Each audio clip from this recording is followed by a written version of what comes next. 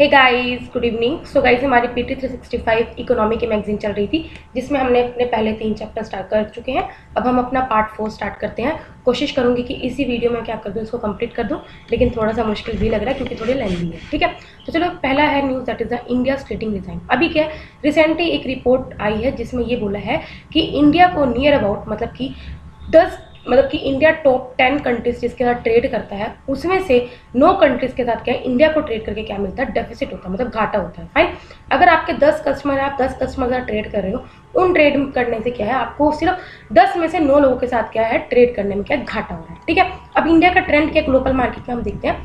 Fine, देखो India का जो एक्सपोर्ट है मर्केंडाइज में, गुड्स वगैरह में, तो वो नियर अबाउट कितना हुआ है, ग्रोथ हुई है 2018-19 में नियर अबाउट $331 बिलियन। मतलब कि अब कितनी ग्रोथ होगी, कितना हो गया, $331 बिलियन हो गया 2018-19 में। इसके अलावा इंडिया का जो ग्लोबल ट्रेड में जो शेयर है वो 2% से भी कम है, मतलब 1.7% है 2018 में, लेकिन अभी कितना 2% है। एट प्रेजेंट क्या है, जो 70% जो इंडिया के एक्सपोर्ट्स हैं वो मेनली 5 स्टेट्स के द्वारा किए जाते हैं। मतलब कि इंडिया में मेनली 5 स्टेट्स हैं जो मैक्सिमम जो इंडिया के 70% एक्सपोर्ट्स करती हैं। एक महाराष्ट्र, गुजरात, कर्नाटक, तमिलनाडु और तेलंगाना। इसके अलावा इंडिया कंटिन्यू कर रहा है ऑलमोस्ट जो, मतलब देखो ट्रेड डेफिसिट क्यों है, अगर टॉप 10 कंट्रीज में से इंडिया को 9 कंट्रीज से ट्रेड डेफिसिट हो रहा है तो इसका मतलब यही है ना कि इंडिया क्या करता है, इंपोर्ट ज़्यादा करता है, एक्सपोर्ट कम करता है। ठीक है, तो इंडिया कर रहा है ऑलमोस्ट हर एक कंट्री से क्या है, इंपोर्ट ज़्यादा कर रहा है as compared to export. Fine, however India ने बस एक ही कंट्री है, दैट इज द USA के साथ ही ट्रेड करके क्या है, इंडिया को मतलब फायदा हो रहा है और वो इंडिया का लार्जेस्ट ट्रेडिंग पार्टनर भी है। इसके अलावा USA अगेन इंडिया का टॉप ट्रेडिंग पार्टनर है of the second consecutive year, हमने पढ़ा भी था 2019-20 में भी क्या है, USA इंडिया का टॉप ट्रेडिंग पार्टनर रहा था और उसके बाद भी इस साल भी क्या है, USA इंडिया का टॉप ट्रेडिंग पार्टनर है। ठीक है, 2018-19 में क्या है, USA ने पहली बार चाइना को सरपास कर दिया था। मतलब कि USA से पहले जो टॉप ट्रेडिंग पार्टनर होता था वो इंडिया का, वो चाइना होता था, लेकिन 2018-19 में पहली बार USA ने चाइना को सरपास करके इंडिया का टॉप ट्रेडिंग पार्टनर बन गया था। इससे पहले क्या था, चाइना तो हुआ, वो तो चाइना इंडिया का टॉप ट्रेडिंग पार्टनर था कब से कब तक, 2013 से लेकर 2018 तक, मतलब नियर अबाउट 4 ये जो फाइनेंशियल ईयर्स है तब तक क्या है, चाइना ही इंडिया का टॉप ट्रेडिंग पार्टनर था। अभी क्या है, गवर्नमेंट ने क्या मेजर्स अडॉप्ट किए हैं 2016 के बाद, सो दैट हम अपने एक्सटर्नल ट्रेड को प्रमोट कर सकें। एक हमें मिड टर्म रिव्यू लेकर है फॉरेन ट्रेड पॉलिसी का, 2015 से 20 वर्ष कंडक्टेड इन 2017 में क्या किया, एक जो फॉरेन ट्रेड पॉलिसी है उसको हम क्या करते हैं, बीच में एक बार रिव्यू करते हैं कि अगर कुछ चेंज करना है तो हम चेंज कर सकते हैं। इसके अलावा एक न्यू लॉजिस्टिक डिवीजन को एस्टैब्लिश किया गया, किसके अंडर, डिपार्टमेंट ऑफ कॉमर्स के अंडर। एक trade infrastructure for export scheme को लॉन्च किया गया था 2017 में। एक ट्रांसपेरेंट मार्केटिंग असिस्टेंस स्कीम को भी इंट्रोड्यूस किया गया था, सो दैट हम जो स्पेसिफाइड एग्रीकल्चर प्रोडक्ट्स हैं उनको एक्सपोर्ट को प्रमोट कर सकें और सो दैट जो उनकी हायर कॉस्ट, मतलब कि उन प्रोडक्ट्स को ट्रांसपोर्ट करने में जो हायर कॉस्ट लगती है उसको हम क्या कर सकें, मिटिगेट कर सकें। फाइन, अभी इंडिया का जो रिसेंट आपने ये न्यूज़ में पढ़ा था कि इंडिया को पहली बार करंट अकाउंट सरप्लस हुआ है। ठीक है, तो इंडिया का रिसेंट करंट अकाउंट सरप्लस कैसे हुआ है, इंडिया ने अप्रैल से जून महीने 2020 जब कोरोना चल रहा था तो इंडिया का करंट अकाउंट सरप्लस हुआ है सेकंड स्टेट क्वार्टर में 3.9% ऑफ GDP। ठीक है, लास्ट टाइम जो इंडिया का करंट अकाउंट था पहली बार पॉजिटिव हुआ है मार्च में, क्वार्टर में 2006 से 2000, मतलब कि 2020 से पहले कभी जब इंडिया कभी भी करंट अकाउंट सरप्लस था तो वो कभी 2006-07 में हुआ था। ठीक है, इसके बाद for the full year current account India का पॉजिटिव था 3 ईयर्स में, मतलब कि 2006 से पहले जब कभी इंडिया का जो करंट अकाउंट सरप्लस था वो कब था, 2001-2 से लेकर 2003-4। ठीक है, देखो अगर आपको पता होना चाहिए करंट अकाउंट में क्या क्या आता है। करंट अकाउंट में मेनली जो ट्रेड्स एंड सर्विसेज में हम गुड्स एंड सर्विसेज में जो ट्रेड करते हैं ना उन्हीं का होता है, मतलब एक्सपोर्ट इंपोर्ट का क्या होता है, एक मतलब जो अगर एक्सपोर्ट इंपोर्ट से ज़्यादा है तो ऑफकोर्स सरप्लस होगा, अगर इंपोर्ट ज़्यादा है एक्सपोर्ट से तो क्या क्या डेफिसिट होगा। तो करंट अकाउंट सरप्लस में हम सिर्फ क्या करते हैं, ट्रेड किस में देखते हैं, trade in goods and services. ठीक है, बाकी बहुत चीज़ें होती हैं, ठीक है, वो इसमें नहीं आता। फाइन, वो अलग से जाता है कैपिटल अकाउंट में, तो आई थिंक वो अगर हम जब पढ़ेंगे इकोनॉमी तो हम वहाँ पे डिस्कस करेंगे। ठीक है, तो पहली बार क्या हुआ है, मतलब कि 2006 के बाद इंडिया का अप्रैल-जून 2020 में क्या है, इंडिया करंट अकाउंट सरप्लस क्या किया आया है। इसके अलावा क्या है, इससे पहले 2006 में आया था और 2006 से पहले 3 साल तक हमेशा इंडिया का करंट अकाउंट पॉजिटिव चला था, कब 2001 से लेकर 2003 तक। सरप्लस कब होता है, जब इंडिया का जो surplus is on account of contraction and trade deficit. इसका मतलब ये होता है कि अगर ट्रेड डेफिसिट इंडिया को कम हो रहा है, ठीक है, तो मर्चेंटाइज इंपोर्ट अगर डिक्लाइन हो रहा है अमंग द कोविड, ये हमारा सरप्लस इसलिए बचा है क्योंकि कोविड-19 की वजह से इंपोर्ट हमारे कम हुए और ऑफ कोर्स अपने आप जो डेफिसिट है वो कम हो गया, ठीक है। इसके अलावा इंपोर्ट में जो डिक्लाइन हुआ है इसकी वजह से क्या हो गया, लोअर, आपने देखा वेस्ट टेक्सास ऑयल था उसके तो जो प्राइसेस थे वो नेगेटिव में चले गए थे, डोमेस्टिक डिमांड कम हो गई, इवन कि ग्लोबल जो सप्लाई चेन डिस्ट्रप्शन है उसमें पूरा का पूरा डिस्टर्ब हो गया, ठीक है।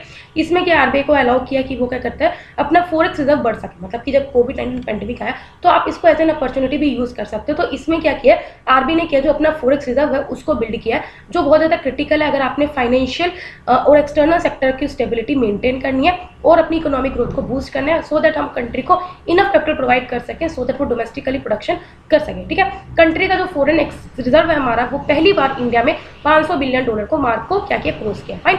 फॉरेक्स रिजर्व में क्या क्या होता है, वेरी इंपॉर्टेंट, आपको पता होना चाहिए कि फॉरेक्स रिजर्व में क्या क्या चीजें कंप्राइज करते हैं, कंसिस्ट करती हैं। फॉरेन करेंसी एसेट हो गया, गोल्ड भी आता है, स्पेशल रैंक राइट्स जो कि आईएमएफ में होते हैं, या फिर जो रिजर्व पोजीशन हमारी होती है आईएमएफ की, ये सब फॉरेक्स रिजर्व का एक पार्ट होता है, फाइन। बीओपी क्राइसिस आपको पता होना चाहिए, बीओपी क्या होता है, देखो मैंने अभी आपको बताया, एक करंट अकाउंट होता है, कैपिटल अकाउंट होता है। करंट अकाउंट में हम ये बोलते हैं कि कंट्री में हमारी एक्सपोर्ट्स और इंपोर्ट्स की कितनी ट्रांजेक्शन हुई है उसी को हम करते हैं, ठीक है। इसके अलावा इसमें क्या होता है, represent net inflow of capital receipts, मतलब जैसे इसमें होता है फॉरेन पोर्टफोलियो इन्वेस्टमेंट हो गया, ठीक है, फॉरेन डायरेक्ट इन्वेस्टमेंट हो गया, या फिर एक्सटर्नल कमर्शियल लोन, ये सब इसमें काउंट होता है, फाइन। तो अभी आपको पता होना चाहिए करंट अकाउंट में क्या क्या कवर होता है, फाइन। अब इंडिया की क्या तारीफ प्रोफाइल है जो रिलीज किया गया है as a part of world tariff profile, और किसके द्वारा रिलीज की गई है, बाय डब्ल्यूटीओ, अंकटाड और इंटरनेशनल ट्रेड सेंटर, इसके द्वारा इसको रिलीज की गई है। नील ये बताया कि जो भी इंडिया में 18% के जो various type of manufactured goods आते हैं 2018 में, वो ड्यूटी फ्री रूट से आते हैं, मतलब कि इंडिया में जो भी मैन्युफैक्चर्ड गुड्स इंपोर्ट होते हैं वो near about duty free route से आते हैं।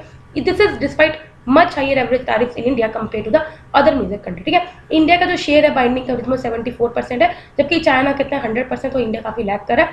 बाइंडिंग कवरेज क्या, कंट्री की कमिटमेंट का एक इंडिकेटर होता है कि वो जो कंट्री है वो कितना ज्यादा बाउंड रेट एस्टेब्लिश करी है इंपोर्ट्स के लिए और स्लोली क्या करिए, तारीफ को रिड्यूस करिए, फाइन। मतलब सिंपल बात है, जो इंडिया है वो क्या करती है, देखो बुराई बाइंडिंग कवरेज में हम क्या करते हैं कि कंट्री कितना ज़्यादा कमिटेड है कि अपने बाउंड रेट्स को एस्टेब्लिश करें for imports and slowly reduce, मतलब कि आपके अगर कंट्री में कुछ तारीफ आता है तो आपको उस पर कुछ ड्यूटी लगती है, ठीक है, कुछ रूल्स लगते हैं, ठीक है। तो इंडिया कितना कमिटेड है कि अगर आप वो इंपोर्ट पे जो तारीफ लगा रहा है और वो कितना स्लोली जो रिड्यूस कर सकता है तारीफ को, नहीं तो इसको बाइंडिंग कवरेज बोलते हैं। तो इंडिया का जो शेयर है बाइंडिंग कवरेज में 74% है, जबकि चाइना का कितना है, 100% है, फाइन। इससे अलावा और कुछ न्यूज़ भी थी जो न्यूज़ में थी, that is the India seeks tariff renegotiation at the WTO. अभी क्या इंडिया ने बोला है कि वो क्या करेगा, बाउंड रेट्स को रीनेगोशिएट करेगा, और जो अपर तारीफ लिमिट्स है, मतलब कि कुछ आइटम्स पे, सर्टेन आइटम्स पे या कुछ इंफॉर्मेशन टेक्नोलॉजी प्रोडक्ट्स पे क्या होता है, कुछ लगते हैं क्या तारीफ लिमिट्स या फिर कुछ बाउंड रेट्स है, उनको क्या करेगा, डिस्कस करेगा किसका, डब्ल्यूटीओ के एडब्ल्यू, ठीक है।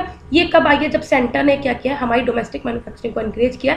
कुछ सेक्टर्स में आपको पता है प्रोडक्टिव लिंक इंसेंटिव स्कीम लेके आए थे अंडर आत्मनिर्भर अभियान, सो दैट हम क्या कर सकें, इंडिया की डोमेस्टिक मैन्युफैक्चरिंग है उसको बढ़ा सकें, जैसे फार्मास्यूटिकल सेक्टर में, इलेक्ट्रॉनिक सेक्टर में। तो इसलिए क्या है, इंडिया क्या चाह रहा है कि वो क्या करेगा, डब्ल्यूटीओ के साथ कुछ प्रोडक्ट, सर्टेन आइटम्स पे, सर्टेन प्रोडक्ट्स पे, उनमें कुछ अपर तारीफ को क्या करेगा, उनके बातचीत करेगा, सो दैट क्या कर सके सेंटर, हम क्या करें अपनी जो डोमेस्टिक मैन्युफैक्चरिंग है वो जो अगर हमारी बढ़ेगी तो ऑफकोर्स हम कल को एक्सपोर्ट भी करेंगे, ठीक है। डब्ल्यूटीओ के रूल्स क्या करते हैं, कंट्रीज को अलाउ करते हैं कि वो बाउंड रेट्स को रिकोनिशिएट कर सकते हैं फॉर प्रोडक्ट्स विद सब्सटेंस, मतलब कि ऑफकोर्स उन प्रोडक्ट्स के लिए आप बाउंड रेट्स को निगोशिएट कर सकते हो डब्ल्यूटीओ के साथ जिसका एक्सपोर्ट बहुत ज़्यादा अच्छा है कंट्री में, ठीक है।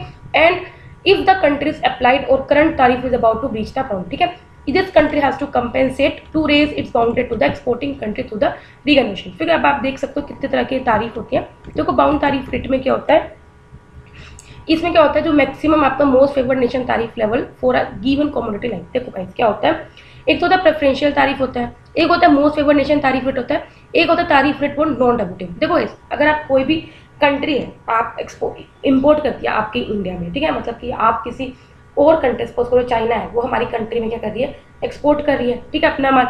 तो एक तो प्रेफरेंशियल तारीफ के होते हैं, किसी कंट्रीज को हम क्या करते हैं प्रेफरेंशियल ट्रीटमेंट देते हैं। तो इसमें जो रेट होता है ना, हम उनके प्रोडक्ट्स को जो तारीफ होती है वो रिलेटिवली कम लगाते हैं। मोस्ट फेवर्ड नेशन में क्या होता है, रिलेटिवली प्रेफरेंशियल तारीफ से ज़्यादा होती है, लेकिन नॉन डब्ल्यूटीओ मेंबर से कंपैरेटिव क्या होता है, कम होती है। जैसे पाकिस्तान को हमने मोस्ट फेवर्ड नेशन का दर्जा दे रखा है, या फिर और भी कंट्रीज को जो हमने मोस्ट फेवर्ड नेशन का दर्जा दे रखा है, उन कंट्रीज को हम क्या करते हैं, उनको जो प्रोडक्ट्स अगर वो इंपोर्ट करते हैं हमारे कंट्री में, आई मीन वो कंट्री अगर एक्सपोर्ट कर रही है हमारी कंट्री में, तो उस पर जो हम ट्रेड रेट लगाते हैं वो कम लगाते हैं। बाकी जो नॉन डब्ल्यूटीओ मेंबर अगर हमारे इंडिया में कुछ एक्सपोर्ट करें तो ऑफकोर्स उनके लिए तो ज़्यादा होगा, ठीक है। तो बाउंड तारीफ रेट क्या होता है, एक एवरेज रेट होता है ठीक है, जो हम एक कोमोडिटी का रखते हैं। ठीक है, तो आप देख सकते हो। इसके अलावा जो न्यूज़ में था, इंडिया का एवरेज इंपोर्ट ड्यूटी क्या है, हमेशा अमंग द हाईएस्ट है। मतलब कि एवरेज जो इंपोर्ट ड्यूटी है वो इंडिया की चेंज होती रहती है। आप देख सकते हो इंडिया की एवरेज इंपोर्ट ड्यूटी 17.6% है, फाइन। और average share of duty free import categories among world product, इसमें से देखो मतलब आप देख सकते हो ब्राज़ील की जो एवरेज इंपोर्ट ड्यूटी वो 13.4% लगाता है, चाइना 7.6% लगाता है, रशिया तो बहुत ही कम लगाता है, यूएई आप देख सकते हो। तो यूएस मतलब कि इंडिया आप देख रहे हो, इंडिया बहुत ज़्यादा इंपोर्ट ड्यूटी लगाता है। ठीक है, इसके अलावा average share of duty free import category, और कितने प्रोडक्ट्स ऐसे हैं जो ड्यूटी फ्री इंडिया में आते हैं, बहुत कम है। आप देख सकते हो 2% आते हैं, जबकि ब्राज़ील में 5.1% आते हैं, चाइना में 7.4% है। तो आप देख सकते हो कि इंडिया की जो एवरेज जो इंपोर्ट ड्यूटी है वो काफ़ी ज़्यादा है। ठीक है, लेकिन कुछ ऐसे सेक्टर्स हैं जिसमें जो ड्यूटी फ्री इंपोर्ट है 2018 में आप देख सकते हो इलेक्ट्रिक मशीनरी में ड्यूटी फ्री इंपोर्ट है, वो आप देख सकते हो वो ज़्यादा है 29.6%। मतलब कि इलेक्ट्रॉनिक सेक्टर्स में, इलेक्ट्रॉनिक मशीनरी में अगर कोई इंडिया में इंपोर्ट हो रहा है तो उसका जो ड्यूटी फ्री इंपोर्ट है काफ़ी ज़्यादा है। नॉन इलेक्ट्रिकल मशीनरी में 19% है, मैन्युफैक्चर्स में 17.9% है, मिनरल्स एंड मैटर में 9.6% है, और कुछ और एग्रीकल्चर प्रोजेक्ट्स में जिसमें 1.4% है। इसके अलावा एवरेज ड्यूटी जो चार्ज की जाती है एक्सपोर्ट्स में, तो आप इम्पोर्ट्स में सॉरी, वो आप देख सकते हो थोड़ी रिलेटिवली कम है, 9.1%, 8.1%, 11.1% मैन्युफैक्चर्स कैटेगरी में। तो आप ये देख सकते हो। ठीक है, तो आप इसमें हम एक कंक्लूजन लगा सकते हैं कि इंडिया का क्या है, इंडिया एवरेज अगर देखा जाए तो इंडिया का एवरेज जो इंपोर्ट ड्यूटी है वो ज़्यादा है, मतलब वो ड्यूटी फ्री प्रोडक्ट्स इंडिया में बहुत कम आते हैं। लेकिन अगर ड्यूटी फ्री जो इंपोर्ट कैटेगरी में अगर हम देखें जो प्रोडक्ट ड्यूटी फ्री में आता है तो उसमें electrical machinery, non electrical machinery का जो शेयर है वो काफ़ी ज़्यादा है। ठीक है, नेक्स्ट न्यूज़ पढ़ते हैं, that is the export preparedness index 2020। अब आपको पता होना चाहिए ये रिपोर्ट किसने प्रिपेयर की गई है, नीति आयोग ने किसका पार्टनरशिप करके, इंस्टीट्यूट ऑफ कॉम्पिटिटिवनेस के साथ पार्टनरशिप करके इस रिपोर्ट को रिलीज किया, that is the export preparedness index report 2020। मतलब आप समझ के होंगे इस इंडेक्स के बारे में क्या है, मतलब कि हम क्या करते हैं कि कौन से एरियाज हैं, कोर एरियाज उनको आइडेंटिफाई करते हैं जो बहुत ज़्यादा क्रूशियल है हमारे एक्सपोर्ट को प्रमोट करने के at the sub national level. मतलब नेशनल लेवल से हम क्या करते हैं, सब नेशनल लेवल, स्टेट लेवल हम ये देखेंगे या फिर लोकल लेवल या डिस्ट्रिक्ट लेवल पर हम ये देखेंगे कि किस तरह से हम कोर एरियाज को आइडेंटिफाई कर सके और वहाँ पे लोगों को एक्सपोर्ट के लिए क्या कर सके, प्रमोशन कर सके कि आप अपने प्रोडक्ट्स को एक्सपोर्ट करो और उनको एनकरेज कर सके। ठीक है, इस गोल का, इस इंडेक्स का प्राइमरी गोल यही कि हम क्या कर सके, सभी जो इंडिया में जितनी भी स्टेट्स हैं उनमें कॉम्पिटिशन लेके आ सके, सो दैट हम क्या कर सके, एक एक्सपोर्ट प्रमोशन प्रोसेस लेके आ सके जो उन स्टेट्स के लिए फेवरेबल हो, एक इजी रेगुलेटरी फ्रेमवर्क लेके आ सके, सो दैट हम क्या कर सके, अपने एक्सपोर्ट सब नेशनल लेवल पे एक्सपोर्ट्स को क्या कर सके, प्रमोट कर सके, एक नेसेसरी इंफ्रास्ट्रक्चर क्रिएट कर सके एक्सपोर्ट्स के लिए। इसके अलावा एक स्ट्रेटेजिक रिकमेंडेशन मतलब कि दे सके कि किस तरह से आप एक्सपोर्ट कॉम्पिटिटिवनेस को इंप्रूव कर सकते हो। फाइन, अभी हमने पढ़ा कि टॉप 5 स्टेट्स हैं जो इंडिया का 70% एक्सपोर्ट कंट्रीब्यूट करती है।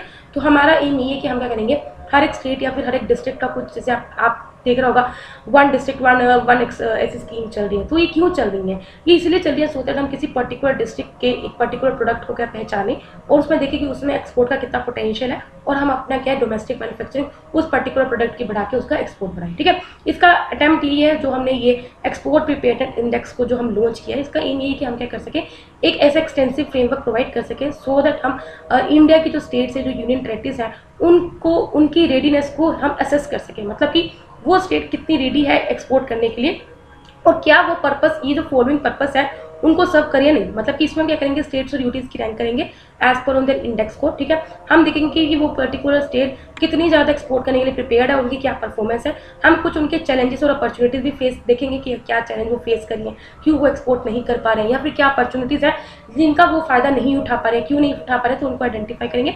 फिर हम देखेंगे जो भी वहाँ पे गवर्नमेंट पॉलिसीज़ हैं वो इफेक्टिव वे में वहाँ पे इंप्लीमेंट हो रही है या नहीं हो रही। ठीक है, तो ये सब हम कुछ करेंगे। ठीक है, जो स्ट्रक्चर है एक्सपोर्ट प्रिपेयर्डनेस का, ये मेनली 4 पिलर्स पे डिपेंड करता है और इसके अंदर 11 सब पिलर्स हैं। आप देख सकते हो पहला पिलर क्या है, पहला पिलर ये है पॉलिसीज जो कि 20% वेटेज रखता है, दूसरा बिजनेस इकोसिस्टम जो 40% वेटेज रखता है, तीसरा एक्सपोर्ट इकोसिस्टम जो 20% वेटेज रखता है, और फिर एक्सपोर्ट परफॉर्मेंस ये भी 20% क्या करता है, वेटेज रखता है। आप इसमें देख सकते हो पॉलिसी में हम क्या करते हैं, export promotion policy, institutional framework, इसमें business environment, infrastructure, transport, connectivity, access to finance. मतलब कि इन सब चीज़ों का असेस है स्टेट्स के पास, उन पर्टिकुलर जो मैन्युफैक्चर्स उनके पास है, एक्सपोर्ट इकोसिस्टम, एक्सपोर्ट इंफ्रास्ट्रक्चर है, ट्रेड की सपोर्ट है, रिसर्च एंड डेवलपमेंट इंफ्रास्ट्रक्चर है या नहीं, एक्सपोर्ट परफॉर्मेंस हम क्या देखते हैं, ग्रोथ एंड ओरिएंटेशन देखते हैं, एक्सपोर्ट डाइवर्सिफिकेशन, तो ये सब हम देखते हैं। बाकी इसके अंडर कितनी वेटेज है वो हमने देख लिया। ठीक है, की फाइंडिंग्स क्या इस रिपोर्ट की, ऑन द होल हमने देखा कि इंडिया का जो एवरेज स्कोर है एक्सपोर्ट प्रिपेयर्डनेस का वो 39 है, और इसमें जो पॉलिसी और बिजनेस इकोसिस्टम, ये दो हाईएस्ट स्कोरिंग पिलर है। मतलब कि इंडिया में जो ये जो दो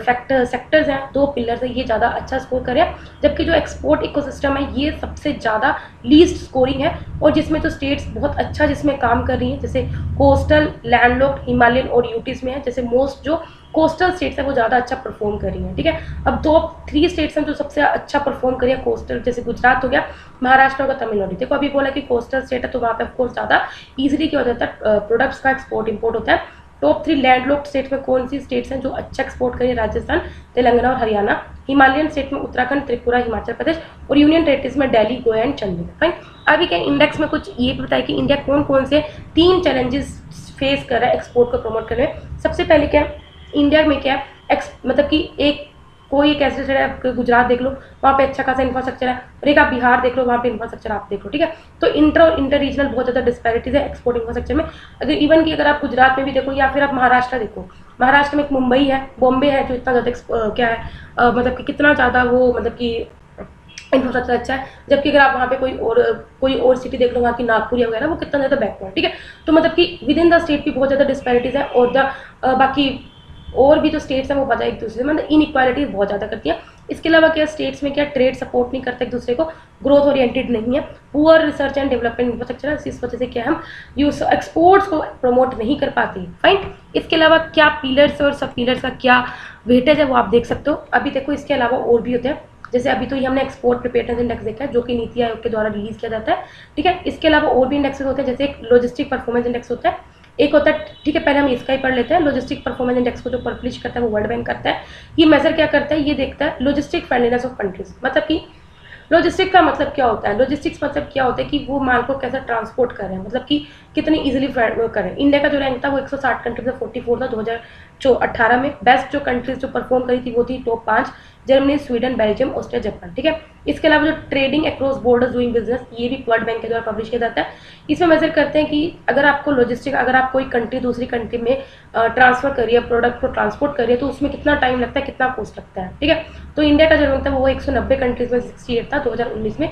टॉप 5 कंट्रीज जो परफॉर्मेंस थी वो Austria, Belgium, Denmark, France, Hungary, Italy, Netherland, Spain, ये सभी एक रैंक पे थी। ठीक है, इसका जो ट्रेड फैसिलिटेशन इंडेक्स देखो गाइस, इसमें सबसे इंपॉर्टेंट क्या है, कौन इसको पब्लिश करता है। ठीक है, ट्रेड फैसिलिटेशन इंडेक्स को OECD लॉन्च करता है। ये क्या मेजर करता है, ये देखता है कि ट्रेड से रिलेटेड किस कंट्री ने कितनी अच्छी पॉलिसीज बना रखी है, सो दैट हम ट्रेड को ईजिली क्या कर सके, मतलब कि कैरी आउट कर सके। ठीक है, और क्या एरिया है जहाँ पे आपको रिफॉर्म लाने की जरूरत है, ये सब हम क्या करते हैं, मेजर करते हैं। ठीक है, इसमें जो इंडिया का रैंक था, इसमें क्या करते हैं, स्कोर होता है, 2 स्कोर में से इंडिया का 1.52 था। बाकी इसमें जो बेस्ट स्कोर था वो नीदरलैंड का था, जिनका स्कोर था 1.8। नेक्स्ट एक इनेबलिंग ट्रेड इंडेक्स, ये वर्ल्ड इकोनॉमिक फोरम के द्वारा पब्लिश किया जाता है।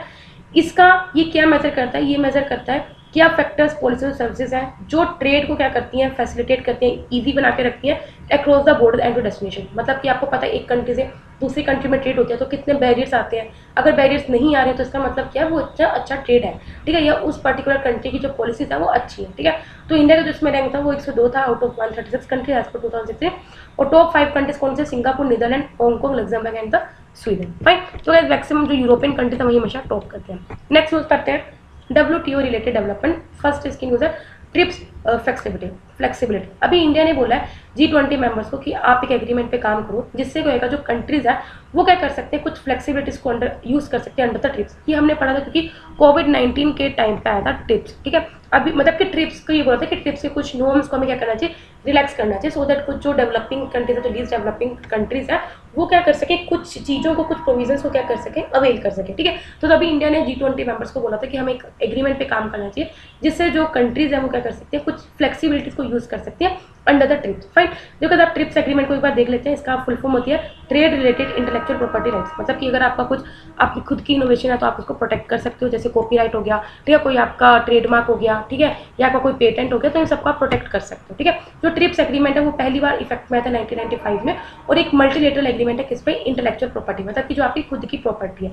ये निगोशिएट किया गया था बिटवीन, मतलब इसको 8 साल इसको निगोशिएट किया गया था during the Uruguay round of the GATT. आपको पता है WTO तो 1995 में बना था, उससे पहले एक एग्रीमेंट होता था, ये that is the general agreement on tariffs and trade, जिसकी वजह से क्या फिर WTO को एस्टैब्लिश किया गया था। इसमें ये बोला है कि हर एक मेंबर के ये एक जो WTO एक मिनिमम ट्रिप्स एग्रीमेंट में क्या होता है, कुछ एक मिनिमम स्टैंडर्ड सेट करते हैं सो दैट हम उस बंदे की जो इनोवेशन है उसको प्रोटेक्ट करके रख सके to be provide by EU. ठीक है, एग्रीमेंट जो है वो किसकी लाइन पे है, एज पर द वीपो that is the world intellectual property organisation, या फिर जो Paris convention for the protection of industrial property या पेरिस कन्वेंशन बोलते हैं, and the Berne convention for the protection of literary and artistic work. मतलब कि ये जो एग्रीमेंट था that is the TRIPS agreement वो किस किस की लाइन पे था, एक तो कन्वेंशन ऑफ द वीपो, पेरिस कन्वेंशन, और तीसरा है बर्न कन्वेंशन। ठीक है, इसमें जो प्रोविजंस है वो सिविल और एडमिनिस्ट्रेटिव प्रोसीजर पे, remedies, provisional measure, special requirements related to border measures and the criminal procedure. ठीक है, अगर कोई भी डिस्प्यूट हो जाता है, इसमें क्या WTO मेंबर्स के बीच में अगर कोई भी डिस्प्यूट हो जाता है ट्रिप्स ऑब्लिगेशन को लेकर, तो एक WTO का डिस्प्यूट सेटलमेंट प्रोसीजर भी है और ये हमने पढ़ा भी हुआ है। ठीक है, अब इंटेलेक्चुअल प्रॉपर्टी में क्या क्या एरियाज है मैंने अभी आपको डिस्कस किया था, कॉपीराइट एंड रिलेटेड टाइप्स हो गए, ट्रेडमार्क्स हो गए, कुछ आपके जियोग्राफिकल इंडिकेटर्स हो गए, इंडस्ट्रियल डिजाइन हो गए, न्यू वैरायटी ऑफ प्लांट्स हो गए, कुछ आपके इंटीग्रेटेड सर्किट के डिजाइन हो गए, ट्रेड सीक्रेट्स, टेस्ट डाटा। ठीक है, बाकी जो भी WTO की जो मेंबरशिप है मतलब जो जो मेंबर्स हैं उनको क्या करना पड़ता है, ट्रिप्स एग्रीमेंट के अंदर जो भी नॉर्म्स है उनके साथ कॉम्प्लाई करना पड़ता है और वो उनको करना ही पड़ेगा, दे आर ऑब्लिगेशन। फाइन, अब हम पढ़ते हैं जरा ये न्यूज़ में क्यों था। हाँ, अभी क्या इंडिया ने बोला है एग्रीमेंट को कि हम क्या कर सके, सो दैट हम क्या कर सके ट्रिप्स को यूज़ कर सके, सो दैट हम क्या कर सके असेंशियल जो मेडिसिन है या जो ट्रीटमेंट्स है वो वैक्सीन्स है अफोर्डेबल प्राइसेस में सब तक पहुंचा सके। ठीक है, इंडिया ये फ्लेक्सिबिलिटीज को यूज़ कर सकती है under patent and 1970 public health and emergency पर। मतलब कि आपको पता है वैसे जो इंटेलेक्चुअल प्रॉपर्टी के अंदर जो उस बंदे की इनोवेशन को प्रोटेक्ट किया जाता है वो कोई यूज़ नहीं कर सकता, लेकिन अगर कोई पब्लिक हेल्थ या जो इमरजेंसी पर्पसेज है उस वक्त क्या होता है कुछ रिलैक्सेशन प्रोवाइड की जाती है। ठीक है, तो इसी में बोला इंडिया ने कि हमें क्या करना चाहिए, कुछ फ्लेक्सिबिलिटीज को यूज़ करना चाहिए सो दैट हम हर एक कंट्री क्या कर सके एसेंशियल मेडिसिन, ट्रीटमेंट और वैक्सीन को अफोर्डेबल प्राइसेस में यूज़ कर सके। ठीक है, इस एग्रीमेंट से क्या आएगा, जो नेशंस है वो क्या कर सकते हैं कुछ कंपल्सरी लाइसेंस इशू कर सकते हैं सो दैट उन पर्टिकुलर मेडिसिन की हम जेनरिक कॉपी बना सकें। देखो पेटेंट में क्या होता है, पेटेंट में भी दो पेटेंट होते हैं, प्रोसेस पेटेंट होता है, प्रोडक्ट पेटेंट होता है। पेटेंट में हम क्या करते हैं, मेनली क्या करते हैं, अगर सपोज कोई मेडिसिन है, ठीक है, उस मेडिसिन की प्रोसेस हमें पता चलती है कैसे बनता है। ठीक है, तो जेनरिक मेडिसिन में हम क्या करते हैं, बस उस प्रोसेस के यूज करके हम वही साल्ट का क्या बना देते हैं, वही प्रोडक्ट बना देते हैं। मतलब आप देखा होगा कभी कि एक दवा कहीं पे 1000 रुपए की मिलेगी और वही दवा आपको कहीं पे 20 रुपए की मिल जाएगी, बस क्या होता है सेम सॉल्ट होता है, बस ब्रांड अलग होता है। ठीक है, तो जेनरिक मेडिसिन वही होती है। अब ट्रिप्स फ्लेक्सिबिलिटीज के बारे में पता होना चाहिए। ट्रिप्स फ्लेक्सिबिलिटी पॉलिसीज बेसिस होते हैं सो दैट क्या कर सके कंट्रीज क्या कर सकते हैं, इनको यूज कर सकते हैं इन फ्लेक्सिबिलिटीज को सो दैट जो पेटेंट का जो इम्पैक्ट होता है उसको मिटिगेट करने के लिए। मतलब कि जो एक्सेसिवली जो हाई प्राइस होती है पेटेंट मेडिसिन का वो क्यों की वजह से, कैंपिटिशन की वजह से। ठीक है, जो ट्रिप्स एग्रीमेंट होता है या फिर जो दोहा डिक्लेरेशन आया था ट्रिप्स पे एंड पब्लिक हेल्थ में 2001 में, उन्होंने कुछ फ्लेक्सिबिलिटी प्रोवाइड की। ठीक है, तो आपको ये पता होना चाहिए ट्रिप्स के अंदर जो फ्लेक्सिबिलिटी है वो कब आई थी, दोहा डिक्लेरेशन हुआ था 2001 में, तब उन्होंने कुछ क्या की थी फ्लेक्सिबिलिटीज प्रोवाइड करी थी। ये जो फ्लेक्सिबिलिटीज है मैंने आपको बता दिया, इसका एम यही है कि जो डेवलपिंग कंट्रीज हैं, जो लीस्ट डेवलप कंट्रीज हैं, वो क्या कर सकते हैं ट्रिप्स के कुछ नॉर्म्स के अकॉर्डिंग क्या कर सकती हैं, उनको कुछ परमिशन मिल सकती है कि वो कुछ यूज कर सकती हैं। देखिए लाइक वो फार्मास्यूटिकल प्रोडक्ट्स का असेस कर सकती हैं या फिर बायोडाइवर्सिटी को प्रोटेक्ट करने के लिए वो कुछ पब्लिक पॉलिसीज का यूज कर सकती हैं, या फिर मैक्रो इकोनॉमिक इंस्टीट्यूशनल कंडीशंस को एस्टेब्लिश कर सकती हैं दैट सपोर्ट इकोनॉमिक डेवलपमेंट। ठीक है, इसके अलावा कुछ और मेजर फ्लेक्सिबिलिटीज जो प्रोवाइड की गई है अंडर ट्रिप्स का, आप लोग कंपल्सरी लाइसेंसिंग। ठीक है, कंपल्सरी लाइसेंसिंग का मतलब क्या है, गवर्नमेंट अथॉरिटी क्या करती है, देखो लाइक पेटेंट है, ठीक है, पेटेंट का अगर किसी चीज का पेटेंट है तो आप किसी भी कंपनी को लाइसेंस नहीं दे सकते उस पर्टिकुलर मेडिसिन। सपोज करो किसी मेडिसिन का पेटेंट कराया हुआ है, ठीक है, तो गवर्नमेंट अथॉरिटी उस बंदे से बिना पूछे लाइसेंस नहीं दे सकते। लेकिन अगर कोई इमरजेंसी है तो गवर्नमेंट अथॉरिटी क्या कर सकती है, उसका लाइसेंस दे सकती है। ठीक है, कंपल्सरी लाइसेंस में कहते हैं it enables the government authority to license use of a patented invention to a third party और government agency without the consent of patent holder. मतलब कि बिना कंसेंट के पेटेंट होल्डर के वो क्या कर देते हैं, लाइसेंस दे देते हैं। पैरेलल इंपोर्टेशन में क्या होता है, ये क्या होता है, पेटेंट होल्डर के बिना कंसेंट से हम क्या करते हैं, उसके प्रोडक्ट का क्या करते हैं, इंपोर्ट कर देते हैं। फाइन, मार्केटेड या फिर दूसरी कंट्री में मार्केटेड कर देते हैं either by the patent holder और with the patent holder consent. मतलब कि चाहे पेटेंट का जो होल्डर है वो कंसेंट दे ना दे, लेकिन हम क्या कर देते हैं उसके जो प्रोडक्ट है उसको इंपोर्ट कर देते हैं या उसकी मार्केटिंग कर देते हैं। अब पेटेंटेबिलिटी में क्या एग्जाम्पशन है, एग्रीमेंट में, इस एग्रीमेंट के अंदर क्या है, आपको does not require patent of new uses of non products including pharmaceuticals and permits country to deny protection. मतलब कि सिंपल बात ये है, अगर सपोज करो आपने कुछ जो ऑलरेडी प्रोडक्ट्स आपको पता है, लाइक अगर आपको पता है कि ये पर्टिकुलर जो मेडिसिन है, लाइक क्या नाम है, कोई भी पैरासीटामोल, आपको पता है पैरासीटामोल का क्या प्रोडक्ट ऑलरेडी बना हुआ है, ठीक है, लेकिन आपने कोई न्यू यूज इसका गिनवा दिया कि यार पैरासीटामोल को इस ये नहीं होगा, लेकिन आप उसके यूज को क्या पेटेंट नहीं करा सकते, ठीक है, तो ये इसका एक एग्जाम्पशन है, ठीक है। इसके अलावा कुछ लिमिटेड डाटा प्रोटेक्शन पे एज अ कंडीशन, मतलब कि सो दैट हम क्या कर सकें, फार्मास्यूटिकल प्रोडक्ट या ड्रग रेगुलेटरी अथॉरिटीज को मार्केटिंग कर सकें या उनकी सेल को परमिशन दे रखें, तो इसमें क्या है, उस रेगुलेटरी अथॉरिटीज को उन फार्मास्यूटिकल कंपनीज को रिक्वायर होगा कि उन्हें अपना डाटा सबमिट करना पड़ेगा कि वो उस प्रोडक्ट की सेफ्टी, क्वालिटी और एफिकेसी को इफेक्ट नहीं करेंगे। मतलब सिंपल बात ये है कि एज अ कंडीशन, मतलब कि नो डाउट हमने उस पर्टिकुलर फार्मास्यूटिकल प्रोडक्ट को अलाउ कर दे कि आप उसकी सेल कर सकते हो, मार्केटिंग कर सकते हो, लेकिन जो भी उस फार्मास्यूटिकल उस मेडिसिन को बनाएगी वो अथॉरिटी या जो ड्रग रेगुलेटरी अथॉरिटी है, उसको ये बोलना होगा कि उस फार्मास्यूटिकल कंपनी को अपना सभी डाटा को सबमिट करना पड़ेगा कि जो आपने मेडिसिन बनाई उसकी क्या सेफ्टी है, क्वालिटी, एफिकेसी, ये सब आपको बताना होगा। इसके अलावा इसमें क्या हमने लीज डेवलप्ड कंट्रीज का जो पीरियड है उसको एक्सटेंड किया हुआ है, मतलब कि जो दोहा डिक्लेरेशन का जो पीरियड था लीज डेवलपमेंट कंट्रीज के लिए ट्रिप्स ऑब्लिगेशन इम्प्लीमेंटेशन का, वो 2021 तक है, मतलब कि वो इसके अंदर जो भी नॉर्म्स है उसे वो 2021 तक क्या कर सकते हैं, इंप्लीमेंट कर सकते हैं। पेटेंट पुलिंग का मतलब क्या होता है, ये भी हमने काफ़ी बार पढ़ा है। पेटेंट पुलिंग एक एग्रीमेंट होता है दो और मोर पेटेंट ओनर्स में, वो क्या करते हैं, अपने पेटेंट्स को लाइसेंस कर देते हैं to one another to third party. Simple बात ये, ठीक है, सपोज करो आप दो जनों ने क्या मिलकर क्या किया, मतलब कि पेटेंट लिखा, ठीक है, तो आप दो ओनर हुए, तो आपने क्या किया, जो अपना पेटेंट्स है वो आपने क्या किया, किसी थर्ड पार्टी के नाम कर दिया, पेटेंट फाइल कर दिया, ठीक है। इससे क्या करता है, ग्रेटर इनोवेशन सपोर्ट करता है। कुछ बॉटल है, सपोज करो आपने कुछ प्रोडक्ट बनाया, ठीक है, बी ने कुछ और प्रोडक्ट बनाया, दोनों ने क्या कर रखा है, अपने फाइल मतलब कि अपने प्रोडक्ट को पेटेंट करा रखा है। अभी आपको लगता है कि अगर मुझे उसका मिल जाए, उसको लगता है हम मुझे इसका मिल जाए तो शायद हम कुछ और बेटर प्रोडक्ट बना सकते हैं, ठीक है। तो इसमें यही होता है, पेटेंट पुलिंग में क्या होता है, दो और मोर पेटेंट ओनर्स में एग्रीमेंट हो जाता है कि तू मेरा पेटेंट का लाइसेंस ले ले, मैं तेरा पेटेंट का लाइसेंस लेती हूँ, और फिर वो एक थर्ड पार्टीज को मतलब वो कर देते, ठीक है। इससे क्या होता है, इनोवेशन बढ़ती है और कुछ जो प्रॉब्लम्स आती है पेटेंट की तरफ से वो रिमूव होती है और प्रोडक्ट डेवलपमेंट फेस्टेंस होते हैं, मतलब फास्ट होते हैं, ठीक है। कोविड-19 की वजह से क्या होता है, जो public health patent pulling represent करती है इनोवेटिव टाइप ऑफ पार्टनरशिप, जिसको आप यूज कर सकते हो कि आप इंटेलेक्चुअल प्रॉपर्टी राइट्स को प्राइवेट में मैनेज कर सकते हो पब्लिक इंटरेस्ट में, ठीक है। इससे क्या होता है, हम कुछ मेडिसिन और वैक्सीन को क्या कर सकें, क्रिएट करने में स्पीड अप कर सकें by creation of pool and immediate licence. आपने देखा कोविड-19 वैक्सीन के लिए सभी कंट्रीज लगी हुई थी, एक कंट्रीज लगी हुई थी, क्यों लगी हुई थी, तो इसमें क्या हुआ था, पेटेंट पुलिंग किया हुआ है सो दैट एक कंट्री दूसरी कंट्री की जो इनोवेशन है उसको यूज करके क्या कर सके, बेटर वे में मेडिसिन या वैक्सीन को फास्टली क्या कर सके, डेवलप कर सके, ठीक है। अब नेक्स्ट न्यूज है, that is the rules of origin. अभी क्या है, ये गाइस हम पढ़ते रहते हैं डेली करंट अफेयर्स में कि रूल्स ऑफ ओरिजिन क्यों जरूरी है, क्योंकि इंडिया में क्या है, बहुत ज़्यादा जो चाइना है अपना माल डंप करता है, इसलिए रूल्स ऑफ ओरिजिन लेके है, ठीक है। अभी क्या डिपार्टमेंट ऑफ रेवेन्यू ने रिसेंटली नोटिफाई किया है customs administration of rules of origin under trade agreement rules 2022, जो अभी फोर्स में आएंगे कब, 21 सितंबर 2020 है। मतलब सिंपल बात है, डिपार्टमेंट ऑफ रेवेन्यू ने ये रूल्स को नोटिफाई किया है जो फोर्स में कब आएंगे, सितंबर 2020 से, ठीक है। अब देखो रूल्स ऑफ ओरिजिन क्या होता है, ये क्राइटेरिया, इससे हम क्या करते हैं कि जो भी इंडिया में जो प्रोडक्ट इंपोर्ट हो रहा है उसकी प्रोडक्ट एक्चुअल में वो किस नेशनैलिटी का है, किस कंट्री से बिलोंग करता है, उसको हम डिटरमाइन करते हैं। सपोज करो हमारे यहाँ पे इंपोर्ट हुआ इंडोनेशिया से, लेकिन एक्चुअल में इंडोनेशिया में जो प्रोडक्ट है वो चाइना से आया हुआ है, ठीक है। तो इससे हमें ये पता चलेगा कि चाहे इंपोर्ट इंडोनेशिया ने किया हो, लेकिन जो वो प्रोडक्ट है वो कहाँ का है, वो चाइना का है, ठीक है। तो इस क्राइटेरिया से हमें ये पता चल जाता है कि इंपोर्टेड प्रोडक्ट का ओरिजिन क्या है, ठीक है, नेशनलिटी क्या है। इसको हम यूज़ क्यों करते हैं, इसको हम यूज़ इसलिए करते हैं सो दैट हम कुछ ऐसे मेजर्स या फिर ऐसी पॉलिसीज को इंप्लीमेंट कर सके, जैसे anti dumping duty, safeguard measure, ठीक है। इसके अलावा हम डिटरमाइन कर सके जो प्रोडक्ट हमारे यहाँ पे इंपोर्ट हो रहा है उसको मोस्ट फेवर्ड नेशन वाला ट्रीटमेंट देना चाहिए या प्रेफरेंशियल ट्रीटमेंट एक्चुअल में देना चाहिए, नहीं देना चाहिए, ठीक है। इसके अलावा हम ट्रेड स्टैटिस्टिक्स के पर्पस के इसको यूज़ करते हैं, ठीक है।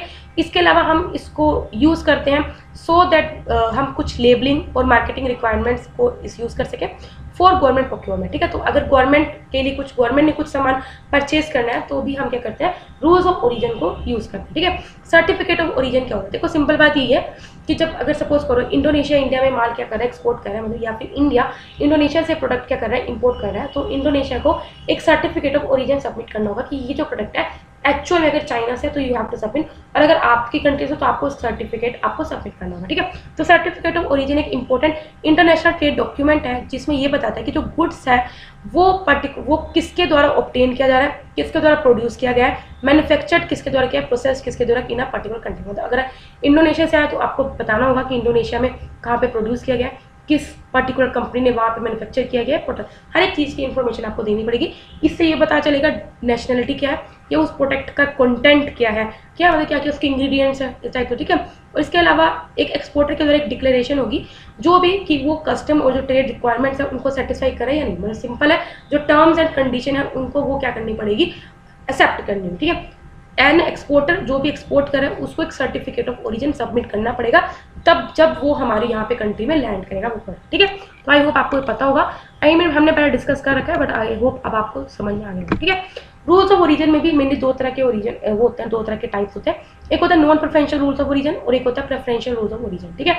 Non preferential rules of origin में क्या होता है, they apply in absence of any trade preference. मतलब आपको पता है नॉन प्रेफरेंशियल मतलब क्या है, हम पर्टिकुलर किसी भी कंट्री को इसमें प्रेफरेंस नहीं दे रहे, मतलब कि जब हम किसी भी कंट्री को ट्रेड प्रेफरेंस नहीं दे रहे तो ये वहाँ पे अप्लाई होगा जहाँ पे जो ट्रेड पॉलिसीज है वो मेजर्स होती है as a quotas, anti dumping या मेड इन लेबर्स, वहाँ पे रिक्वायर्ड होता है, ठीक है। प्रेफरेंशियल रूल्स ऑफ ओरिजिन में क्या होता है, ये वहाँ पे अप्लाई होता है in reciprocal trade. Reciprocal trade preferences का मतलब क्या होता है, लाइक अगर इंडिया पाकिस्तान को प्रेफरेंस दे रहा है तो पाकिस्तान को भी इंडिया को प्रेफरेंस देना पड़ेगा। रेसिप्रोकल मतलब तू मेरे लेकर मैं तेरे लेकर, ठीक है। मतलब कि रीजनल ट्रेड एग्रीमेंट्स के लिए इन और या फिर नॉन रेसिप्रोकल ट्रेड प्रेफरेंस में भी ये अप्लाई होता है, that is the preferences in favour developed country और द लीस्ट डेवलप्ड कंट्री, ठीक है। इसके अलावा जो हर एक जो ट्रेड एग्रीमेंट होता है उसके खुद के रूल्स ऑफ ओरिजिन होते हैं जो कि एग्री करना पड़ता है, जो भी नोशंस इसमें इन्वॉल्व हो रहे हो, which includes guidelines for issuing a legitimate certificate of origin. मतलब कि सिंपल बात ये कि हर एक एग्रीमेंट के अपने रूल्स ऑफ ओरिजिन होते हैं और जो भी अगर कंट्री इसमें इन्वॉल्व है तो उनको इन सबको फॉलो करना पड़ता है, जैसे उनको सर्टिफिकेट ऑफ ओरिजिन सबमिट करना, ठीक है। इसके अलावा जो प्रेफरेंशियल रूल्स ऑफ ओरिजिन है वो थोड़ी रेस्ट्रिक्टिव है देन नॉन प्रेफरेंशियल वन, ठीक है। अभी तो क्या क्राइटेरिया यूज किया जाता है सो दैट हम उस country of origin of goods, मतलब कि गुड्स की कंट्री क्या है एक्चुअल में, ओरिजिनल कहाँ से है उसको डिटरमाइन कर सकते हैं। सबसे पहले हम कहते हैं होली ऑब्टेन क्राइटेरिया होता है, इसमें क्या करते हैं, इसमें जो भी हमने गुड्स प्रोड्यूस किए हैं जो ऑब्टेन किए हैं country without incorporation of any input material from other countries. मतलब कि सिंपल बात ये कि होली ऑब्टेन का मतलब ये होता है कि जो भी गुड आया है या फिर उस कंट्री में ऑब्टेन हुआ है without incorporation of any input material, मतलब कि किसी और कंट्री में उसका रॉ मटेरियल, लाइक अगर कोई प्रोडक्ट हमने इंडोनेशिया से मंगवाया तो अगर वो इंडोनेशिया में पूरा ही बनना चाहिए, इवन कि उसका रॉ मटेरियल भी चाइना से नहीं आना चाहिए। होली का मतलब कि पूरा का पूरा वो माल का है इंडोनेशिया का।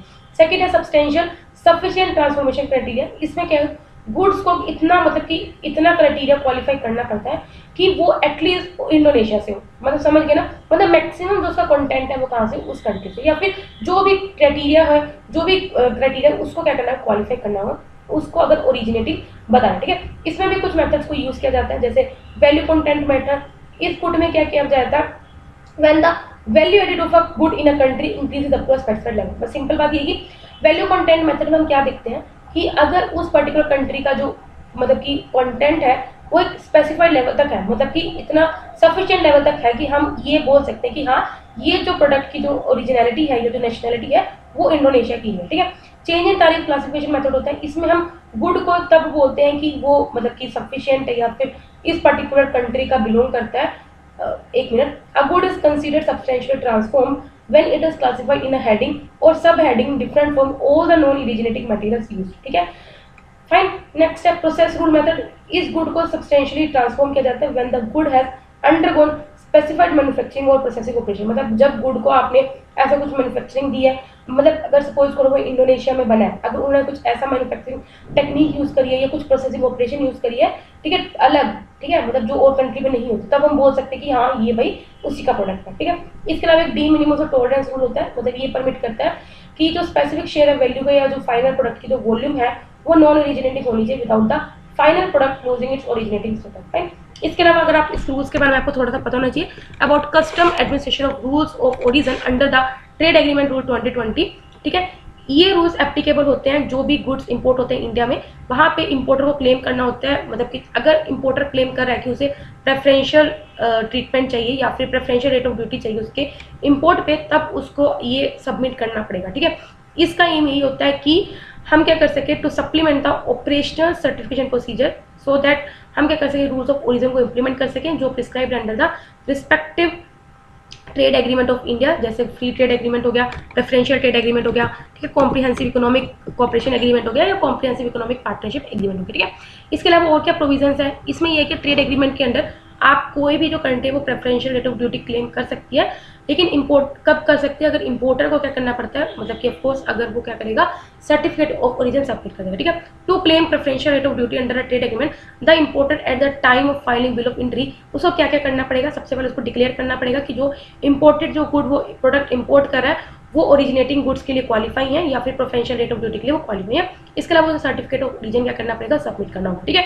एक बार अगर सपोज करो उसने सब कर दिया, लेकिन अगर स्टिल उसने सेटिस्फाई नहीं किया और हमने उसको मना कर दिया कि नहीं आपके प्रोडक्ट को प्रेफरेंशियल रेट ऑफ ड्यूटी नहीं मिलेगा, ठीक है, या उस ऑफिसर के द्वारा मना कर दिया गया without verification, if the certificate officer is incomplete और has any alteration not authenticated by the issuing authority or has expired, the claim of preferential rate of duty may be denied by the proper officer without verification if the certificate origin is incomplete। मतलब अगर जो officer जो ये सब check कर रहे हैं, अगर उसे लगता है कि जो आपने ओरिजिन सर्टिफिकेट सबमिट किया वो इनकम्प्लीट है, ठीक है, या आपने कुछ उसमें मतलब कि गड़बड़ी करी है, ठीक है, तो वो आपको ये प्रेफरेंशियल रेट ऑफ ड्यूटी देने से मना कर सकता है, ठीक है। इसके अलावा जो इंपोर्टर है उसको और जो भी रेलेवेंट इन्फॉर्मेशन मांगी गई है वो सब सबमिट करनी पड़ेगी, related to country origin criteria, regional value content, ये सब कुछ आपको सबमिट करनी पड़ेगी, ठीक है। ऑफिसर क्या कर सकता है, आपसे रिक्वेस्ट कर सकता है कि अपना जो सर्टिफिकेट ऑफ ओरिजिन है उसको वेरिफिकेशन कराओ फ्रॉम वेरिफिकेशन अथॉरिटी, जहाँ पे उसको डाउट लगता है, मतलब कि ये तो सबमिट करने की बात तो होती है, लेकिन अगर उसने बोल दिया कि आप वेरिफिकेशन कराओ, अगर उसको डाउट हो रहा है तो आपको क्या करना पड़ेगा, वेरिफिकेशन अथॉरिटी से क्या करना है, वेरीफाई करानी पड़ेगी, सो दैट हम उस प्रोडक्ट की ऑथेंटिसिटी को चेक कर सकें, फाइन। इसके अलावा WTO के क्या एग्रीमेंट है रूल्स ऑफ ओरिजिन पे आप देख सकते हो। इस एग्रीमेंट का एम यही कि हम क्या कर सकें, WTO agreements on the rules of origin. The agreement aims at long-term harmonization of non-preferential rules of origin and to ensure that such rules do not themselves create unnecessary obstacles to trade. Simple बात ये देखो, rules of origin का ये नहीं है कि हम नहीं चाहते कि हम क्या कर सके, ट्रेड में कोई अननेसेसरी रुकावटें हैं, ठीक है, और हम चाहे कि वही लोग यूज़ करें जो एक्चुअल में इसका हकदार है, ठीक है। ये नहीं चाह रहे जो चाइना, अगर चाइना को हम नहीं देते तो चाइना जानबूझ के ऐसा करे, हम नहीं चाहते, ठीक है। इट सेट्स हम एक तरह का ये वर्क प्रोग्राम रखता है कि किस तरह से हम रूल्स ऑफ ओरिजिन को हार्मोनाइज कर सके, negotiation for which are still in going, ठीक है। इसके अंदर दो इंस्टीट्यूशन एस्टेब्लिश किए गए, तो committee on rules of origin इसको एस्टेब्लिश किया है, जो ये किसके फ्रेमवर्क पे सेटअप किया गया, with in the framework WTO, और ये सभी WTO के मेंबर्स के लिए ओपन है। एक टेक्निकल कमेटी को सेटअप किया गया ऑन रूल्स ऑफ ओरिजिन, जो क्रिएट की गई है under the world custom organisation, ठीक है। एग्रीमेंट ये प्रोवाइड करते हैं किस हिसाब से, मतलब कि अभी हमने पढ़ा ना रूल्स ऑफ ओरिजिन को हम किस तरह से, मतलब कि कैसे हम क्या कर सकते हैं, लाइक पता करा सकते हैं उसके अंदर क्या प्रोसीड्यूर है रूल्स ऑफ ओरिजिन को पता लगाने के लिए। तो इसमें सभी जनरल प्रिंसिपल्स ले डाउन किए रखे कि किस तरह से आप प्रिस्क्राइब कर सकते हो, so that transparency, positive standard, administrative assessment, judiciary भी ये सब बना रहे, ठीक है। और ये सभी अप्लाई होते हैं किन पे, प्रेफरेंशियल रूल्स ऑफ ओरिजिन पे, ठीक है। तो दैट आई होप आपको ये सब समझ में आ रहा होगा। नेक्स्ट पढ़ते हैं, that is the services trade at WTO। अभी क्या इंडिया ने अपोज किया है binding pact on open services trade at WTO, ठीक है। तो इंडिया ने अभी क्या किया, ओपन सर्विसेज ट्रेड पे जो बाइंडिंग पैक्ट था उससे अपोज किया है। अभी कंट्रीज में देखते हैं न्यूज़ में क्या था। इसके अलावा जो कंट्रीज जैसे ऑस्ट्रेलिया, कनाडा एक्सेट्रा है, उन्होंने बोला था कि हमें क्या करना चाहिए, एनवायरमेंटल रिलेटेड सर्विसेज ट्रेड को और ज़्यादा अफोर्डेबल बनाना चाहिए। और वो कैसे अफोर्डेबल बनाओगे, अगर हम क्या करते हैं, मार्केट को ज़्यादा ओपन करते हैं WTO मेंबर्स के साथ, मतलब कि जो भी WTO के मेंबर्स हैं उन्हें अपनी मार्केट को ओपन रखना चाहिए, सो दैट हम एनवायरमेंटल रिलेटेड सर्विसेज को और ज़्यादा, मतलब एनवायरमेंट से रिलेटेड जो अगर हम ट्रेड करते हैं उनको अफोर्डेबल बना देंगे। लेकिन इंडिया ने इस मूव को अपोज करके ये बोला है कि हमें क्या करना है, India oppose the move stating importance of built in flexibilities for developing countries provided by the general agreement on trade in service. Simple बात है, इंडिया ने इसको अपोज किया ये बोल के कि डेवलपिंग कंट्रीज के लिए जो फ्लेक्सिबिलिटीज रखी गई हैं वो उसकी इंपॉर्टेंस को आपको दिमाग में रखना चाहिए, जो हमें general agreement of trade in services के द्वारा प्रोवाइड है। इसके अलावा जो डेवलपिंग कंट्रीज हैं उनको कुछ फ्लेक्सिबिलिटी हम इसलिए देते हैं, सो दैट वो कुछ वहाँ पे फ्यूल सेक्टर्स खोल सकें, ठीक है, सो दैट हम उनकी वहाँ के ट्रांजेक्शन को लिबरलाइज कर सकें और उनकी मार्केट को, सो दैट वो ईजिली मार्केट को असेस कर सकें, ठीक है। अब आप देख सकते हो कैसे क्या होता है, मतलब कि ट्रेड कैसे होता है, एक्सपोर्टिंग और इम्पोर्टिंग। देखो ये आपको पता 4 मोड्स होते हैं, मोड 1, मोड 2, मोड 3, मोड 4, ठीक है। मोड 1 में क्या होता है, डायरेक्ट क्या होता है, क्रॉस बॉर्डर सर्विसेज का ट्रेड होता है। मोड 2 में क्या होता है, सिर्फ कंजप्शन होता है, ठीक है। मोड 3 में क्या होता है, क्रॉस बॉर्डर कैपिटल फ्लो होता है। मोड 4 में ठीक है, लेबर भी मूव कर सकती है, ठीक है, मतलब कि जैसे USA और इंडिया, तो उसमें मोड 4 ट्रेड होता है, मतलब कि इवन जो लेबर है वो भी मूव कर सकती है, ठीक है। मोड 1 में सिर्फ सर्विसेज क्या करती है, वो एक दूसरे की कंट्री में क्या जा सकते हैं, ओनली सर्विसेज आप दे सकते हो, फाइन। इसमें मोड 2 में क्या है, आप कंज्यूम कर सकते हो, लाइक गुड्स का मूवमेंट हो सकता है, तो आप उन पर्टिकुलर गुड्स को कंज्यूम कर सकते हो। मोड 3 में से कैपिटल फ्लो करते हैं, मतलब कि आप किसी पर्टिकुलर कंट्री में इन्वेस्टमेंट कर सकते हो, ठीक है। तो इस तरह के 4 मोड्स होते हैं, ठीक है, ट्रेड करने के, फाइन। अभी क्या है, इंडिया ने ये भी बोला है कि हमें सीरियस डिस्कशन करनी चाहिए मोड 4 में, ठीक है। मतलब कि हमें क्या करना चाहिए, लेबर मूवमेंट की को हमें ज़्यादा फोकस करना चाहिए, सो दैट हम क्या कर सकें, ईजिली क्या कर सकें, जो प्रोफेशनल्स के मूवमेंट को हम क्या कर सकें, अलाउ कर सकें, ठीक है। देखो क्योंकि लेबर मूवमेंट में क्या है, जो खुद लोग हैं वो मूव कर सकते हैं एक कंट्री से दूसरी कंट्री, ठीक है। जो general agreement of trade and subsidy है, ये पहला मल्टीलेटरल एग्रीमेंट था जो ट्रेड एंड सब्सिडी को कवर करता है, और इसका जो ऑब्जेक्टिव है वो सेम है जो general agreement on tariff and trade है, ठीक है। ये एक फ्रेमवर्क प्रोवाइड करता है कि किस तरह से अगर आप सर्विसेज में ट्रेड को गवर्न करें, उसके ऊपर रूल्स को प्रोवाइड करता है, और एक मैकेनिज्म एस्टेब्लिश करता है फॉर कंट्रीज कि वो किस तरह से अपनी सर्विसेज में ट्रेड को लिबरलाइज रखें, और एक मैकेनिज्म प्रोवाइड करता है अगर कोई ऐसा डिस्प्यूट होता है तो आप उसको रिजोल्व करें, ठीक है। इसको भी निगोशिएट किया गया था ड्यूरिंग द ओरिगे राउंड, और ये इफेक्ट में आया था 1995 में, ठीक है। नेक्स्ट है फार्म सब्सिडीज इशू, ठीक है। अभी के जो डेवलप्ड कंट्रीज होगी जैसे USA, Canada, Australia, New Zealand, European union, वो बोल रही है कि इंडिया को अपनी क्या करना चाहिए, इंडिया जो अपनी सपोर्ट देता है, जैसे सब्सिडी देता है फार्मर्स को, वो थोड़ा कम देनी चाहिए, क्योंकि ये बोल रहा है कि कहीं ना कहीं ये क्या कर रहा है, डी मिनिमस सपोर्ट। मतलब देखो गाइस क्या होता है, डी मिनिमस का मतलब क्या होता है कि वो मिनिमम सपोर्ट, मतलब कि हर एक कंट्री को अलाउड होता है कि वो अपने फार्मर्स को इतना मिनिमम सपोर्ट दे सकता है, लेकिन अगर आप मिनिमम सपोर्ट से एक्सीड कर दो तो दूसरी कंट्री क्या करती है, ऑब्जेक्शन रेस कर सकते हैं, ठीक है। तो आपको पहले ये पता है डी मिनिमस क्या होता है, एक minimum amount of domestic support है जो अलाउ करती है, मतलब कि ट्रेड को जब तक डिस्टोर्ट है, मतलब कि इसमें क्या होता है, जो डेवलप्ड कंट्रीज है वो 5% तक का क्या कर सकती हैं, मतलब कि अपने फार्मर्स को क्या कर सकते हैं, सपोर्ट कर सकती हैं, जबकि जो डेवलपिंग कंट्रीज है वो 10% तक का ट्रेड कर सकते हैं। सपोज करो, मैं आपको बताती हूँ, अगर सपोज करो इंडिया में जो राइस है वो पर्टिकुलर ईयर में 100 करोड़ रुपए तक का प्रोड्यूस हुआ एक साल में, तो उसका 10% इंडिया क्या कर सकता है, मतलब 10 करोड़ रुपए क्या कर सकता है, इंडिया सब्सिडी में दे सकता है। लेकिन अगर 10 से उसने 11 करोड़ दे देना तो वो वायलेशन होगा, ठीक है। उसी तरह अगर यूएसए है, यूएसए में अगर सपोज करो ये 500 करोड़ का क्या हुआ है, मतलब कि राइस प्रोड्यूस हुआ, तो यूएसए क्योंकि डेवलप्ड कंट्री है तो वो 5% दे सकता है, मतलब कि वो 25 करोड़ रुपए का सब्सिडी दे सकता है, तो ये होता है डी मिनिमम सपोर्ट, ठीक है। तो डेवलप्ड कंट्रीज जैसे USA, Canada, Australia, New Zealand, European union, उन्होंने बोला कि इंडिया को अपनी जो सपोर्ट वो देता है फार्मर्स को वो कम करनी चाहिए, क्योंकि वो कहीं ना कहीं क्या कर रहा है, सपोर्ट डी मिनिमम से ज्यादा, मतलब 10% से वो ज्यादा दे रहा है, जो कि कवर्ड है under the WTO agreement on agriculture, ठीक है। हाउएवर जो WTO की स्टडी के अकॉर्डिंग जो रिपोर्ट बाय सेंटर है, उन्होंने बोला है कि जो पर फार्मर जो amber box entitlement for India वो बहुत ज़्यादा कम देता है as compared to developed countries, मतलब कि आपको चाहे देखने में ऐसा लग रहा हो, लेकिन WTO के द्वारा एक रिपोर्ट बाय सेंटर है, however according to report by centre for WTO studies, मतलब कि हमारे गवर्नमेंट ने फिर कुछ WTO को दी एक रिपोर्ट, तो उसने ये बताया कि पर फार्मर जो हम एम्बर बॉक्स एंटाइटलमेंट देते हैं इंडिया को बहुत कम देते हैं अगर हम डेवलप्ड कंट्री के कंपेयर करें, ठीक है। इसमें ये इंडिकेट किया कि हमारी मैक्सिमम जो इंडिया में जो मैक्सिमम जो लोग हैं वो एग्रीकल्चर में इंडल्ज हैं, तो इसलिए हमें क्या करना चाहिए, हमें ज़्यादा सपोर्ट करते हैं। It is also indicated that the number of people engage in agriculture is significantly higher in most developing countries and majority of farmers are low income as well। मतलब कि सिंपल बात है, तो डेवलपिंग कंट्री में जो maximum लोग हैं वो एग्रीकल्चर में इंडल्ज है, इसके और जो उसमें भी जो मैक्सिमम जो फार्मर्स है वो लो इनकम है और रिसोर्स, ठीक है। एग्रीमेंट और एग्रीकल्चर के अंदर सब्सिडीज 3 तरह से क्लासीफाई होती है। देखो 3 तरह के बुक्स होते हैं, हमको पता होगा, ग्रीन बॉक्स होता है, ब्लू बॉक्स होता है, एम्बर बॉक्स होता है। मतलब ग्रीन बॉक्स में अगर आप कोई सब्सिडी देते हो वो ट्रेड को डिस्टोर्ट नहीं करती, ब्लू बॉक्स में भी इतना डिस्टोर्ट नहीं करती, लेकिन एम्बर बॉक्स में बहुत ज़्यादा ट्रेड को डिस्टोर्ट करती है, ठीक है। ग्रीन बॉक्स में उस तरह की सब्सिडीज होते हैं जो ट्रेड को डिस्टोर्ट नहीं करती है, ठीक है, और इसमें आप कोई भी कितनी मर्जी सब्सिडी दे सकते हो। ब्लू बॉक्स में क्या करते हैं, हम इसमें काफ़ी ज़्यादा सब्सिडीज अलाउड किया जाता है, लेकिन अगेन वो भी आपको मतलब कि इतनी रखनी पड़ती है, मतलब कि जो कि ट्रेड डिस्टोर्ट ना करे, फाइन, इसमें भी कोई लिमिट नहीं होती। लेकिन इसमें क्या होता है, अभी हमने पढ़ लिया एम्बर बॉक्स में 5% अलाउड है सब्सिडी फॉर डेवलप्ड कंट्रीज और 10% किसके लिए, डेवलपिंग कंट्रीज के, ठीक है। तो आई होप आपको समझ में आएगा, ठीक है। नेक्स्ट पढ़ते हैं, मेरा एम है कि चैप्टर 4 खत्म करूं, बाकी देखते हैं कितना हम कर सकते हैं। इंडिया का इन्वेस्टमेंट डिजाइन, 1 मिनट, चलो एक काम करते हैं, इतना ही रखते हैं, ठीक है। नेक्स्ट पर्टिकुलर वीडियो में हम स्टार्ट करेंगे इंडिया का इन्वेस्टमेंट डिजाइन, बाकी 4th को खत्म करके हम क्या करेंगे, चैप्टर 5th शुरू कर लेंगे, ठीक है। बस तो इतना ही रह गया, कोई ना, 42 मिनट की वीडियो हो गया, कल करते हैं। चलो अगर आपको वीडियो पसंद आई तो लाइक करना, कोई कमेंट हो कोई डाउट हो तो कमेंट करना, बाकी तब तक के लिए बाय बाय, टाटा, ठीक है।